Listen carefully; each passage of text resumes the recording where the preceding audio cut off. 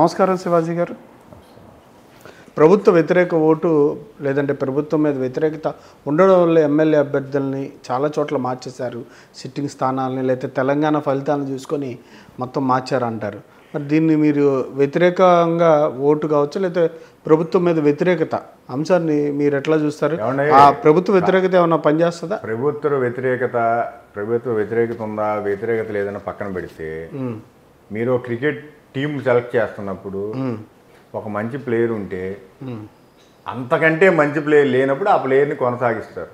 అంతకంటే మంచి ప్లేయర్ ఉన్నప్పుడు ఆ ప్లేయర్ వేరే ప్రాంతాల నుంచి తీసుకొచ్చి ఇక్కడ ఉన్న పర్సన్ అసలు ఇవన్నీ ఇంకా స్వాతంత్రం వచ్చి 75 ఏళ్ళ తర్వాత కూడా కులం ప్రాంతం ఇవన్నీ సార్. అక్కడ ప్రాంతం ఇక్కడ ప్రాంతం ఏంటి? ఏరే ప్రాంతం. చంద్రబాబు నాయుడు గారు ఏ ప్రాంతం? ఆయన ఓటు ఎక్కడ ఉంది? ఆయన ఓటు ఎక్కడ ఉంది? ఆయన ఎక్కడ పోటీ చేస్తున్నాడు? ఇల్లు ఎక్కడ ఉందో లోకేష్ గారు ఎక్కడ పోటీ చేస్తున్నాడు? పవన్ కళ్యాణ్ గారు ఇల్లు ఎక్కడ ఉందో ఎక్కడ పోటీ చేస్తున్నాడు? అంటే వీళ్ళకుండా వేరే ప్రాంతాలు జనాలు వేరే ప్రాంతాలు. దేనికి సార్ ప్రాంతం? మీరు ఇంత పరిపాలన బాగా చేసామంటున్నారు, అన్ని సంక్షేమాన్ని చేసామన్న వ్యక్తులు మరి స్థానికంగా ఉన్న అభ్యర్థులను ఎందుకు మార్చాలి? ఏదండి ఎమ్మెల్యే సార్, వేరే కారణాలు ఉండొచ్చు. మా గవర్నమెంట్ నిర్ణయం తీసుకుంది 200 సీట్లు, ఎంపీలు 25, ఎమ్మెల్యేలు 175 సీట్లు 100 మంది బీసీలకు ఇచ్చాం. ఆబ్వియస్ గా బీసీలకు ఇవ్వాలనుకున్నాడు, ఓసీలో కొంతమంది మార్చే అవకాశం ఉంటుంది, అందుకని మార్చారు. మీరు ధైర్యంగా చెప్పగలరు? 100 ఇచ్చిన వాళ్ళు చెప్పండి ఎవడన్నా. అంటే మీరు కులాల వారీగా బీసీలని టార్గెట్ చేయడం లేదంటే కులాల వారీగా ఈ నియోజకవర్గంలో వీళ్ళు ఎక్కువ ఉన్నారు అందుకని వీళ్ళకి ఖచ్చితంగా సీట్ ఇవ్వాలి అనే ఉద్దేశంతో ఇచ్చారు. అన్ని నియోజకవర్గాలు అలా ఎందుకు చేయలేదు? అంటే రెడ్లకు సంబంధించిన నియోజకవర్గాలు ఎందుకు చేయలేదు?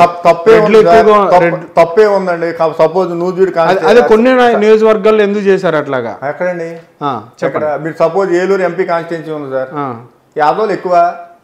తప్పే ఉంది. ఎందుకు ఎక్కువ మంది జనాలు 72 సంవత్సరాల నుంచి ఎంపీ పదవి పొందలేకపోతున్నారు? ఎందుకు తక్కువ ఉన్న వాళ్ళు పొందుతున్నారు?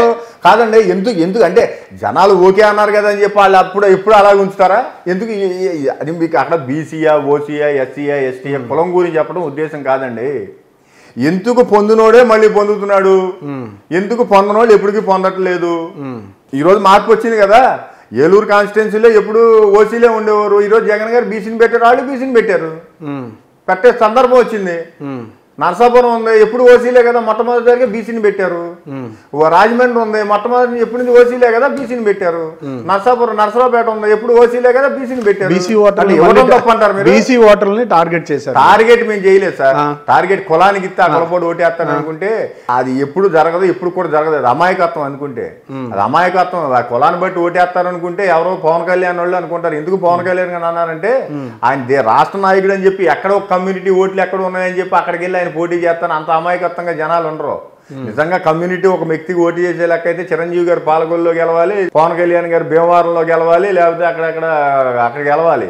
ఒక కమ్యూనిటీకి ఓటేస్తారంటే ఎవరు చేయరు. ఒక కమ్యూనిటీలో పుట్టిన వ్యక్తి ఒక లీడర్షిప్ క్వాలిటీస్ ఉంటేనో లేకపోతే మంచి కార్యక్రమం చేస్తేనో ఏదో చేస్తే ఆడు మా కులపోడు అని చెప్పి ఓన్ చేసుకుంటారు తప్ప ఏదో నేను పలానా కులం అని చెప్పి ఓటేసేది. పవన్ కళ్యాణ్ గారు గెలుస్తారా గెలవరా? ఎవరని?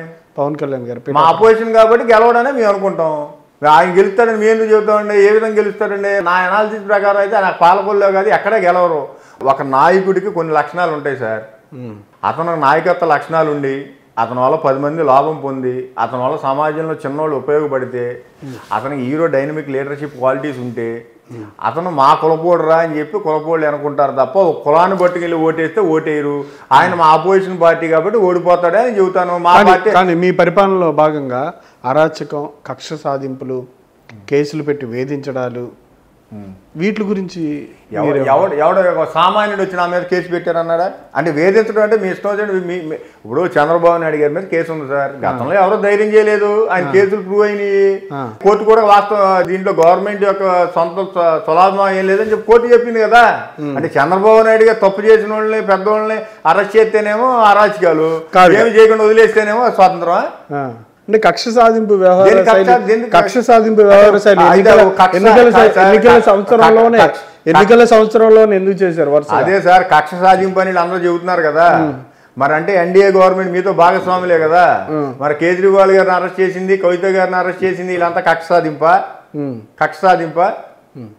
మీరు రాష్ట్రం గురించి 4 సంవత్సరాలు అయిపోయి ఎన్నికల సంవత్సరంలో మీరు వ్యవహరించిన విధానాన్ని చాలా ఎవరిని కక్ష సాధింపారు మీరు చెప్పండి సార్. కక్ష సాధింపే ఊళ్ళో సుబ్బారావు సాధించారో లేకపోతే మా ఊళ్ళో ఇంకోటి సాధించారో మా ఊళ్ళో ఇంకోటి సాధించారో లిస్ట్ చెప్పండి. ఎవరు చంద్రబాబు నాయుడు గారు మాట్లాడే వ్యక్తుల మీద కేసులు పెట్టడాలు, మాట్లాడే వ్యక్తుల మీద కేసులు పెట్టడాలు, పార్టీల నుంచి వ్యక్తులు చాలా సందర్భాల్లో బయటకు వచ్చి చాలా సందర్భాల్లో బయటకు వచ్చి మాట్లాడారండి. మీరు వాటికి సంబంధించి వ్యవహార శైలి ఎలా ఉందనేది ఏంట్రా నీరసంగా ఉన్నామంటే పక్కింటి వంట వండలేదు అన్నా అంటే ఆవిడ సందర్భం. ఆ పక్కింటి వంటకి ఈడు కడుపు నొప్పికి కారణం ఏంటంటే వీళ్ళ ఇంట్లో ఇలా ఆవిడ పెట్టకపోతే ఇటు కడుపు నొప్పి వస్తుంది. పక్కింటి వాళ్ళు వండుకుంటేందుకు వండుకోపోవటం. ఇప్పుడు ఇవన్నీ కాదండి. పొత్తుకు సంబంధించి పొత్తు విషయానికి వద్దాం కాసేపు. ఈ 3 పార్టీలు కలిసి మీ పార్టీని ఎదుర్కొంటున్నాయి. మీరు ఎట్లా చూస్తారో ఆ పొత్తు, ఆ పార్టీలతో మీకు ఏమైనా పోటీ ఉంటుందా ఉండదా? వై నాట్ 175 కట్టుబడి ఉన్నారా? ఏమండి, నాకు ఎగ్జామ్స్ పెట్టినప్పుడు, నేను ఎగ్జామ్స్ రాసేటప్పుడు ఈ 365 రోజులు నేను ఏం చదువుకున్నాను దాని మీద నేను ఎగ్జామ్ రాస్తా తప్ప నా ముందోడు బాగా చదువుకున్నాడు ఉన్నాడా, నా పక్కనోడు బాగా ప్రిపేర్ అయ్యి వచ్చాడా, ఈ పక్కనోడు ఎగ్జామ్ రాసే విధానం వేరు, అది పాస్ అవడం. కానీ ఇద్దరి మధ్య పోటీ పెట్టినప్పుడు మాత్రం దాని గురించే చెబుతున్నా సార్. దాని గురించే చెబుతున్నా. మేము 100% ప్రిపేర్ అయ్యి మా పేపర్ మేము నమ్ముకుని వెళ్ళాము. మేము చంద్రబాబు నాయుడు గారి లాగా ఎదురుగా ఉన్న బీజేపీని కొద్దిగా మీ చంద్రబాబు నాయుడు సరే మా చంద్రబాబు నాయుడు ఎవరో చంద్రబాబు నాయుడు గారు ఆయన లాగా ఎదురుగా ఓడి బీజేపీ దగ్గర 4 పాయింట్లు చూసి రాద్దామా, పవన్ కళ్యాణ్ వస్తే పక్కన 10 పాయింట్లు చూసొద్దామని మీ ఎగ్జామ్ రాయట్లా. వాళ్ళు కలిసి వెళ్తున్నారు కలిసి వెళ్ళట్లేదని మాకు సంబంధం లేని విషయం. మేము అసలు వీళ్ళు ఎవరిని పోటీదారుల కింద పరిగణించట్లేదు. దీనికి గల కారణం ఏంటంటే మీ గవర్నమెంట్లో ఈ 5 సంవత్సరాల్లో మేము చేసిన విధానం మేము క్లియర్గా అడుగుతున్నాము. బాబు మేము చేసి మేము నచ్చితేనే ఓటేయండి అని, అంతే తప్ప వాళ్ళు ఏదన్నా మమ్మల్ని కవ్విస్తానుకో లేకపోతే మమ్మల్ని విమర్శించినప్పుడు మేము కూడా సమాధానం చెప్పుకోవాలి తప్ప వాళ్ళ సమాధానం దాన్ని మనం విమర్శించడమే తప్ప అసలు పోటీకి అయితే పరిగణించట్లేదు. కాబట్టే మేము 175 అడిగాము. ఇంకోటి వాళ్ళు వీక్గా ఉన్నారన్నది ఇదే నిదర్శనం. వాళ్ళే ఒప్పుకున్నారు మేము బలంగా ఉన్నామని. 45 సంవత్సరాలు చేరుతున్న టీడీపీ పార్టీ ఓ 30 ఎమ్మెల్యే సీట్లు ఇంకోటికి ఇచ్చి ఓ 10 ఎంపీ సీట్లు ఇంకోటికి ఇచ్చే స్థాయిగా ఉన్నామంటే మేము అంత బలంగా పెరిగామని లెక్క. ఇదే చెబుతుంది కదా మేము బలంగా ఉన్నాము, ఎవరు బలంగా లేరన్నది. అంటే వై నాట్ 175 ఇప్పటికీ టార్గెట్. వై నాట్ 175 కాదు, వై నాట్ 200 మాది. 25, 175, 200 మొత్తం ఉన్నాయంటారు. మొత్తం ఉన్నాయి. వాలంటీర్ల వ్యవస్థ గురించి కాసేపు ఇక్కడ మాట్లాడుకోవాల్సిన సిచ్యువేషన్. అంటే వాలంటీర్లు ప్రధానంగా ఇప్పుడైతే ఎలక్షన్ కోడ్ వచ్చిన తర్వాత పెన్షన్లకు సంబంధించి డబ్బులు పంపిణీ చేసే విధానంలో మార్పుల వల్ల దాన్ని కూడా రాజకీయం చేస్తున్నారా? ఏమండి, వాలంటీర్లు అనేది ఈ ఎలక్షన్ కోడ్ వచ్చింది అది వచ్చిన వాళ్ళు కాదు. వాళ్ళు గత 5 సంవత్సరాల నుంచి గవర్నమెంట్లో చేస్తున్నారు. వాళ్ళు వాలంటీర్ అయిన పదం లేనట్టు వాలంటీర్గా చేయటం, దానికి ఏదో చిన్న 5,000 జీతం ఇస్తున్నారు. వాళ్ళు వాలంటీర్గా ప్రతి ఇళ్ళకి గవర్నమెంట్ నుంచి సేవలకి ఉన్నారు. ఒక బ్యాంకు ఉందనుకోండి, axis bank, ICICI bank, state bank. ఊళ్ళో కొంతమంది ఎక్విపేట్ చేసుకుంటారు సేవలు జనాలు తెలియడానికి. ఇంటింటికి వెళ్ళి నాకు అకౌంట్లు ఓపెన్ చేస్తేలాగా అలాంటి సర్వీసులు జనాలు తీసుకొచ్చిన మొట్టమొదటి నాయకుడు జగన్ గారు. ఎవడో గవర్నమెంట్ నుంచి పని పొందడానికో వాళ్ళ లేకపోతే ఇతర ఏ గవర్నమెంట్ సర్వీసెస్ పొందడానికో వాళ్ళ టైం వేస్ట్ చేసుకోకుండా, వాళ్ళు ఎవరికి లంచాలు బారిన పడకుండా ఈ విధానాన్ని పెట్టారు. వాళ్ళు ఏదో ఎన్నికల కోడ్ వచ్చిన తర్వాత వచ్చిన వాళ్ళు కాదు సార్. ఇప్పుడు చెప్పే పూర్తిగా ఏనండి సార్, ఎన్నికల కోడ్ వచ్చిన తర్వాత వచ్చిన వాళ్ళు కాదు. వాళ్ళు ప్రలోభ పెడతారని వీళ్ళు భావిస్తే దానికి ఎవరు ఏం చేయలేరు. ఒకళ్ళు ప్రలోభ పెడితే ఓటు మారిపోయే లెక్క అయితే ఈ దేశంలో ఇన్ని గవర్నమెంట్లు మారవు. ఏమండి, వీళ్ళకేంటంటే చిన్నోడికి పెరిగితే, చిన్నోడికి అన్నీ అందితే రేపొద్దున్న సమాజంలో మన ప్రాబల్యం మనం కోల్పోతాం, మన యొక్క అవసరం ఈ సమాజానికి ఉండదు అని వేరే దురుద్దేశంతో మీరు గత 5 సంవత్సరాల నుంచి వివిధ సందర్భాల్లో వాలంటీర్ల మీద చంద్రబాబు నాయుడు గారు మాట్లాడే విధానం కాదు, లోకేష్ గారు మాట్లాడేది కానీ, పవన్ కళ్యాణ్ గారు కానీ విన్నారు. వాళ్ళు గవర్నమెంట్లో ఏదో కాసు పట్టుకుని ఈరోజు కొంతకాలం వాళ్ళ సర్వీసుల నుంచి దూరం చేయగలిగారు. ఈ సర్వీసులు చేయటం వల్ల ఎవరు చంద్రబాబు నాయుడు గారికి ఏమైనా ఇబ్బంది వచ్చిందా, లోకేష్ గారికి ఇబ్బంది వచ్చిందా, పవన్ కళ్యాణ్ గారికి ఇబ్బంది వచ్చింది? ఎవరికి ఇబ్బంది వచ్చింది? సామాన్యులకి ఇబ్బంది వచ్చింది. వాళ్ళే చెబుతారు టైం వచ్చినప్పుడు ఆ వాలంటీర్ విధానం మంచిదా చెడ్డదా అని. వీళ్ళు ఎవరైనా చెప్పడానికి? అంటే పార్టీ అధికారం 5 సంవత్సరాలు పూర్తి చేసుకుంటుంది. అంటే పార్టీ కోసం పనిచేసిన వాళ్ళు, అధికారంలో రావడానికి పనిచేసిన వాళ్ళు అందరూ సంతృప్తిగా ఉన్నారా? మీతో సహా, నాతో సహా ఈ దేశంలో ఏ పార్టీ తన పార్టీ కార్యకర్తకు కానీ తన పార్టీలో నాయకుడికి కానీ ఇవ్వలేని గౌరవం, ధైర్యం రెండు ఈ జగన్ గారు ఇచ్చారు. ఒకటి గౌరవం. 70 సంవత్సరాల నుంచి ఏ పొలిటికల్ పార్టీ కానీ ఈ దేశంలో చేయలేని పరిపాలన జగన్ గారు చేశారు. గవర్నమెంట్ని డైరెక్ట్గా సామాన్యుడి దగ్గర తీసుకెళ్లారు. రెండోది ధైర్యం, ఇచ్చిన మాట 99.9% నెరవేర్చిన గవర్నమెంటు. ఈ రెండే కదా ఏ పార్టీలో ఉన్న వాళ్ళకన్నా ధైర్యం కానీ గౌరవం కానీ. ఇంకా ఇతరత్ర ఆర్థిక పరమైన గతంలో చింతకాయ పచ్చడి లేక పార్టీలో దిగితే మా పార్టీ వస్తే నాకు ఇది జరగలేదంటే మీరు ఎప్పుడన్నా చాణక్య నీతి ప్రకారం ఒకటి, నాయకుడు హ్యాపీగా లేడంటే జనాలు హ్యాపీగా ఉన్నారని లెక్క. ఇదే నాకే సపోజ్ ఎవరో మీద చెప్పకూడదు సార్, నాకే పూర్తి స్వేచ్ఛ ఇచ్చి అండ్ పూర్తిగా జగన్ గారు నాకు ఫేవర్ చేశారనుకో నేనేం చేస్తాను? నేను జనాలకు వచ్చే బెనిఫిట్స్ నేను క్యాప్చర్ చేసే కార్యక్రమం చేస్తా ఓ ప్లేస్లోనో ఒక కాన్స్టిట్యున్సీలో ఇలాగా. అది ఈరోజు జగన్ గారు చేయట్లేదంటే అర్థం ఏంటి? జనాలు హ్యాపీగా ఉన్నారనే కదా. అంటే ఇప్పుడు టీడీపీ ఉన్నట్టు ఎవడ హ్యాపీగా ఉన్నాడు? పాలకులకి హ్యాపీగా ఉన్నారు, పాలించబడేవారు ఇబ్బంది పడ్డారు, ఊళ్ళో జనభూమి కమిటీ వాళ్ళు హ్యాపీగా ఉండేవాళ్ళు, ఊళ్ళో సామాన్యులు ఇబ్బంది పడ్డారు. అంటే పార్టీలో ఉన్న క్యాడర్ హ్యాపీగా ఉంటే పార్టీ హ్యాపీనండి.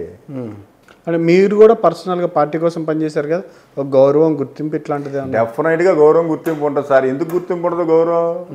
ఎవరో నా దగ్గరికి ఎదుగు పనికి వస్తారు, నా స్టేజ్లో నేను చెబితే అవుద్ది అనుకుంటే కదా నా దగ్గరికి వస్తారు. నేను చెబితే అవుద్ది అనే సందర్భం కలిగించింది ఎవరో? జగన్ గారే కదా. మిగతా విషయాలు నా పబ్లిక్ లైఫ్, నా బిజినెసెస్ ఇవన్నీ గవర్నమెంట్కి కానీ జగన్ గారికి సంబంధం లేని విషయం కదా. అలాగే నా విషయంలో కదా ఎవరి మీద చెప్పకూడదు కాబట్టి నా మీద నేను వేసుకుంటున్నా. అంటే ఓటుకు సంబంధించి వ్యతిరేక ఓటు చేయకూడదని చెప్పి వ్యక్తులు అంటే ప్రతిపక్ష నాయకులు చెప్తా ఉన్నారు. అది ఎంతవరకు సక్సెస్ అవుతుంది? ఏమండి 2014లో ఇదే 3 పార్టీలు కలిసి వెళ్ళినాయి. మాకంటే వాళ్ళకి వచ్చిన ఓట్లు 5 లక్షల ఓట్లు మెజార్టీ ఓవరాల్గా. అప్పుడు మా పాలన మమ్మల్ని చూడలా. ఇప్పుడు మా పాలన చూశారు. మీ ప్రతి కాన్స్టిట్యున్సీలో 1,20,000 మంది లబ్ధిదారులు ఉన్నారు. ఆ లబ్ధిదారులు కూడా ఎవరు? గతంలో 75 సంవత్సరాల నుంచి ఓసీల్లో ఆర్థికంగా వెనకబడిన వాళ్ళు మనకి ఏది గవర్నమెంట్ నుంచి రాదు అని డిసైడ్ అయిపోయిన జనాలు కూడా ఈరోజు అన్నీ పొందుతున్నారు. ఎస్సీలు, ఎస్టీలు, బీసీలు అన్నీ వాళ్ళ ఆత్మాభిమానంతో ఆత్మగౌరవంతో అన్నీ పొందుతున్నారు. జగన్ గారు ఇచ్చేది ఏది వీళ్ళంతా రేపొద్దున మీకు మళ్ళీ సపోర్ట్ చేస్తారు. ఎందుకు చేయరు సార్? ఎందుకు చేయరు? సామాన్యుడు ఎప్పుడు మాట ఇచ్చినా లబ్ధి పొందినా ఎప్పుడు మర్చిపోడు సార్. మీ లైఫ్లో ఎవరి లైఫ్లో వాళ్ళకి మీ లైఫ్లో మీరు చూసుకుంటే ఈ రెండు ఉన్నాడు ఎప్పుడు మోసం చేయడు. చూడండి, చంద్రబాబు నాయుడు గారు కూడా 4,000 పెన్షన్ ఇస్తాను, ఇంటికి ఇస్తాను అంటున్నారు. 4,000 ఇవ్వచ్చు, 40,000 ఇవ్వచ్చు సార్. ఏదో ఒక నిర్ణయానికి కట్టుబడి ఉండాలా. జగన్ గారు ఏమి సంక్షేమం ఇస్తే రాష్ట్రం పాడైపోద్దని చెప్పలా. సంక్షేమమే కాదు ఇటు పేరు, సంక్షేమం అని జనాలు అనుకుంటున్నారు అంతే. ఈ రాజకీయ నాయకులు ఏదో చెబుతారు, చిన్నోడికి ఇచ్చే ప్రోత్సాహాలు అంతే. చిన్నోడికి డబ్బులు ఇస్తే పాడైపోద్దానో లేదా బాగుపడతానో జగనాలు చెప్పలేదు. కొంతకాలానికి ఈ పాలన చేస్తే మన రాష్ట్రం అందరికంటే ముందు ఉంటుందని జగన్ గారి భావన. ఆ తప్పు రైట్ ఫ్యూచర్లో తెలుపుతుంది. అదే స్టాండ్ మీద జగన్ గారు ఉన్నారు. చంద్రబాబు నాయుడు గారు ఇస్తేనేమో రాష్ట్రం శ్రీలంక అయిపోద్ది అంటారు, మళ్ళీ నేను వస్తేనేమో మొత్తం ఇచ్చేస్తానన్నారు. మేము జగన్ గారు లేక బస్సు ఎక్కితే బస్సు ఫ్రీ ఇస్తానంటలేదు, మేము వస్తే ఇంటికి 3 అమ్మఒళ్ళు ఇస్తానంటలేదు, మేము వస్తే 3 సిలిండర్లు ఇస్తానంటలేదు. ఇవన్నీ మేము చెప్పట్లేదు కదా. దేని ఉచితాలు అంటారు?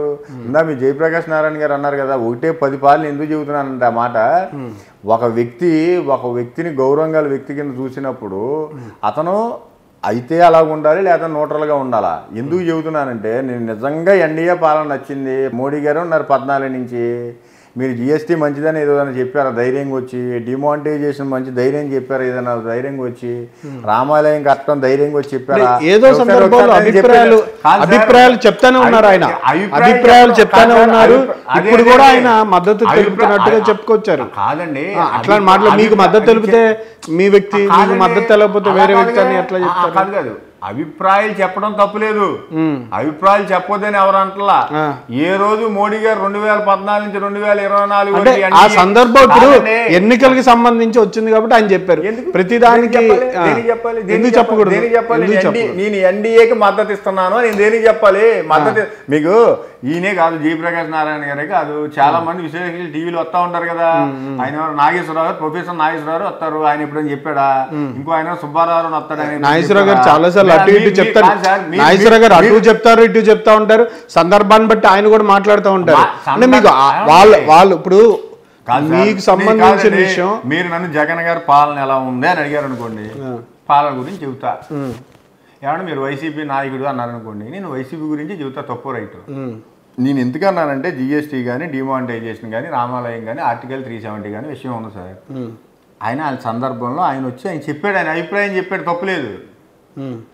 అభిప్రాయం చెప్పాడు తప్ప నేను మోడీ గారికి మద్దతు ఇస్తానని ఇప్పుడు చెప్పలా. ఇప్పుడు ఏం చెబుతున్నారు, 2024 ఎలక్షన్లో చంద్రబాబు నాయుడు గారు ఎన్డీఏలో చేరిన తర్వాత ఈయన ఎన్డీఏ మద్దతు అంట. ఒకవేళ నచ్చితే చంద్రబాబు నాయుడు గారి పాలన నచ్చుంటే మీరు ఎందుకు వికేంద్రీకరణ రాష్ట్రానికి సంబంధించి ఎందుకు వికేంద్రీకరణ మీరు రాష్ట్రానికి సంబంధించి పరిపాలన విధానంలో లోపాల వల్లే నేను ఎన్డీఏకి ఇస్తున్నానని చెప్పి చెప్తా ఉన్నాడు ఆయన ప్రస్ఫుటంగా. ఆయన డైరెక్ట్ చెప్పాడు కదా, మీ ఎన్డీఏకి మద్దతు ప్రకటిస్తున్నానంటే చంద్రబాబు నాయుడు గారి పాలన బాగుందా, మేము ముగ్గురు కలిసినప్పుడు ఈ 14లో మీరు స్టేట్మెంట్ ఏముందా బాగుందా మీరు చెప్పినప్పుడు, మళ్ళీ వెనక్కి వెళ్ళిపోయి ఎప్పుడో నేను ఏపీఐఐసి చైర్మన్ ఉన్నప్పుడు మురళీమోహన్కి ఇచ్చేసాము, పక్కన చెప్పాము ఒక 50 ఎకరాలు కొనుక్కోమని, లేదా ఇంకో ఆయన చెప్పి ఒక 50 ఎకరాలు కొనుక్కోమని, ఇంకో ఆయన చెప్పి 50 ఎకరాలు చెప్పమని ఒప్పుకోమనండి.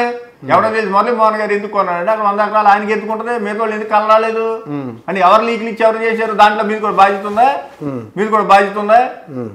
మీరు మెల్లో ట్యాగులే చేసుకుని మీ మేధావులు అని చెప్పి మీకు అవసరాలు వచ్చినప్పుడు వచ్చి కరెక్ట్గా ఎలక్షన్ టైంలో వచ్చి ఆయన చూడండి. మీరు 2004 నుంచి అంటే మీకు ఆయన వచ్చి బయటకు వచ్చి దీన్ని ఇప్పుడు ఎవరికైనా స్వేచ్ఛగా ఇప్పుడు అభిప్రాయాలు ఇప్పుడు ఆయన ఒక మాజీ ఐఏఎస్ అధికారి ప్రభుత్వ సంస్థలో పనిచేశాడు, ఆయన ప్రభుత్వంతో పనిచేశాడు, అభిప్రాయం చెప్పొద్దు అంటే మీకు వ్యతిరేకంగా చెప్పాడని ఇప్పుడు చర్చించేటప్పుడు చాలా విషయాలు చర్చకు వస్తూ ఉంటాయి. ఆయన కూడా చర్చించాడు చాలా సార్లు సందర్భాలు. అభిప్రాయాన్ని కూడా తెలియపరచకూడదు. మీకు వ్యతిరేకంగా ఉంటే కష్టం, మీకు ఇష్టంగా ఉంటే చాలా ఇష్టం. ఇదేంటి పద్ధతి? అభిప్రాయం వ్యక్తపరచొద్దని ఎవరో చెప్పలేదు. సపోజ్ నేను మా బ్రదర్ ఉన్నాం, ఒకే టీంలో ఆడతాం, నేనో టీము మా బ్రదరో టీంలో ఉన్నాడు, మేము టీంలో మెంబర్ల కింద ఆడతాం తప్ప ఇంట్లో మెంబర్ల కింద ఆడతాం. మీరు న్యూట్రల్గా ఉండి ఎంపైర్ కింద ఉన్నారనుకోండి, తప్పో రైటో చెప్పొచ్చు. లేదు నేను ఒక టీం కాదండి చెప్పే పూర్తిగా, నేను ఒక టీం కోచ్ అన్నప్పుడు మేము వ్యతిరేకిస్తాం, మేము అడుగుతాం. ఇంతకాలం ఆయన అడగలేదు కదా, ఎవరిని అడిగారో జయప్రకాష్ నారాయణ గారిని. ఇప్పుడు అలా స్టాండ్ తీసుకున్నారు కాబట్టి ఫస్ట్ నుంచి ఈయన ఏం చేశారు అన్న దాని గురించి డిస్కషన్ వస్తుంది.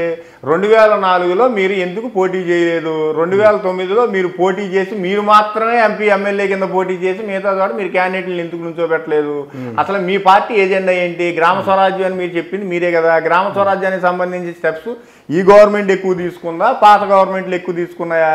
మీరే చెప్పారు కదా ఇంటింటికి పాలనని. ఆ పాలన వైపు ఈ గవర్నమెంట్ ఎక్కువ స్టెప్స్ తీసుకుందా, గత గవర్నమెంట్ ఎక్కువ స్టెప్స్ తీసుకుందా? మీరే వికేంద్రీకరణ అన్నారు కదా, వికేంద్రీకరణకు సంబంధించి ఈ గవర్నమెంట్ ఎక్కువ స్టెప్ తీసుకుందా, పాత గవర్నమెంట్ ఎక్కువ స్టెప్ తీసుకుందా? ఇవన్నీ చెప్పాలి కదా. లేదు ఈరోజు నిర్ణయం తీసుకున్నాను మేము ఎన్డీఏ కలిసామని.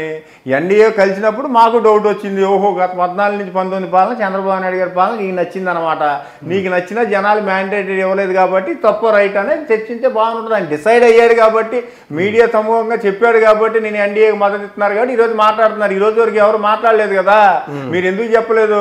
మీరు చెప్పగలరా ధైర్యంగా వచ్చి స్కూల్కి వచ్చి మీరు మీటింగ్ పెట్టి చెప్పండి దేనికోసం పోరాడారు, మీ లైఫ్లో మొత్తం అవ్వలేదు, మా నాయకుడు మా జగన్ గారు 5 సంవత్సరాలు చేసి చూపించాడు. మీ ఇచ్చిన 2,54,000 కోట్ల రూపాయల్లో ఎవడన్నా లంచం ఇచ్చానో లేకపోతే వ్యక్తి ఇన్ఫ్లుయెన్స్ పొందానో చెప్పించమని జయప్రకాష్ నారాయణ గారిని. ఈ పాలన కోసం కదా మీరు పోరాడుతుంది.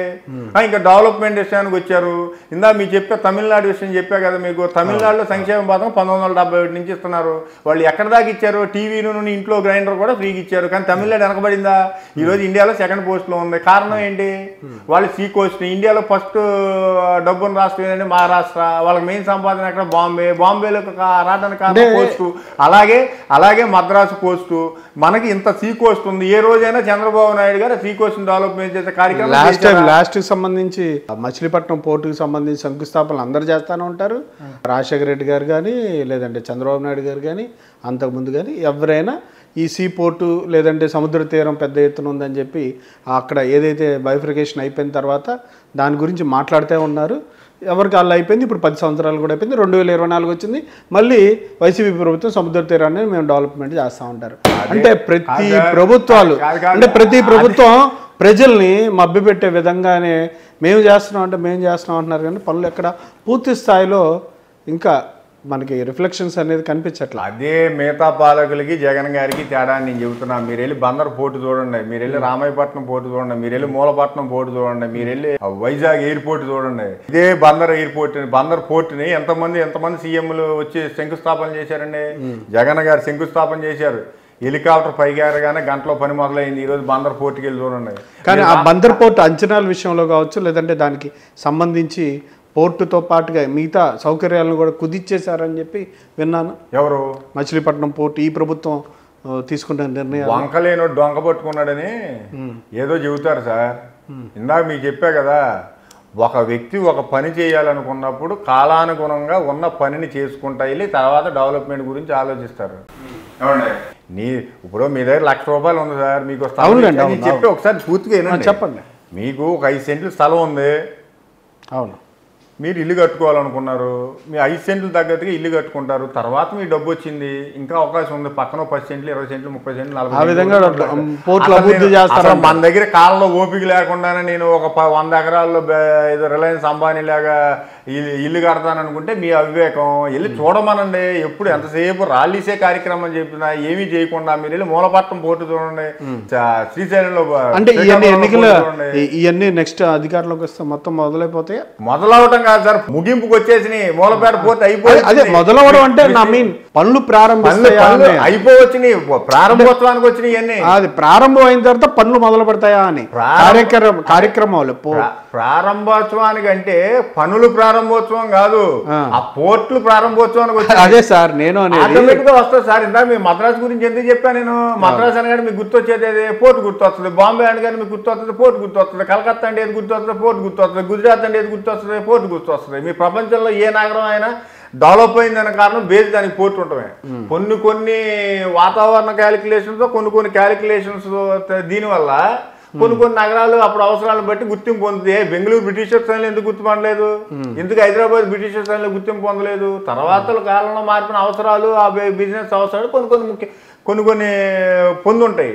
అసలు మీకు సంబంధించి నీ భూమిలో ఏం పండుద్దో తెలుసుకుని పంట వేసుకుంటాడు తప్ప ఎవడో అమెరికాలో ఏదో పంట వేసాడని అమెరికాలో యాపిల్ తీసుకొచ్చేసి మన అమరావతిలో మొక్క ఎత్త కాయదు. అది ఎక్కడైనా నీ గ్రౌండ్ రియాలిటీస్ని బట్టి చేయాలి.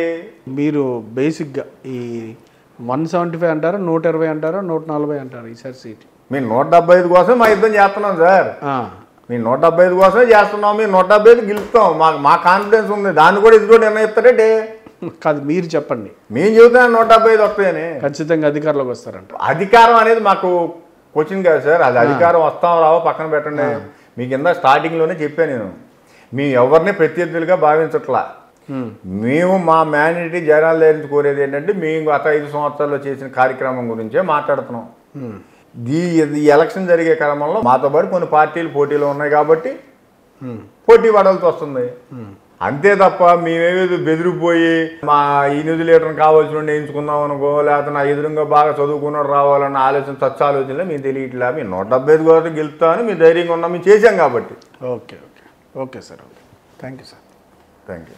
ఇదండి శివాజీ గారి ఆలోచనలు, అభిప్రాయాలు. ఎన్నికలకు సంబంధించి వెళ్తున్న సంవత్సరం, ఈ నెలలో వచ్చే నెలలో ఎన్నికలు ఉన్న సందర్భంగా ఆయన 175కి 175 యుద్ధం చేస్తున్నామని, అధికారం వాళ్ళకి క్వశ్చనే కాదని, ఖచ్చితంగా ఎవరైతే లబ్ధి పొందారో, ఎవరైతే ఈ సంక్షేమ పథకాలు లేదంటే ప్రోత్సాహకాలు ఆయన చెప్తా ఉన్నారు, ఈ ప్రోత్సాహకాలు పొంది అభివృద్ధి చెందారో వాళ్ళు ఖచ్చితంగా వైఎస్ఆర్సీపీ పార్టీ వైపు జగన్మోహన్ రెడ్డి గారి వెనకాల నిలబడతారని, ఖచ్చితంగా మళ్ళీ అధికారం దిశగా తమ ఆశించిన సీట్లు వస్తాయని చెప్పి ఈ సందర్భంగా ఆయన తెలియజేశారు.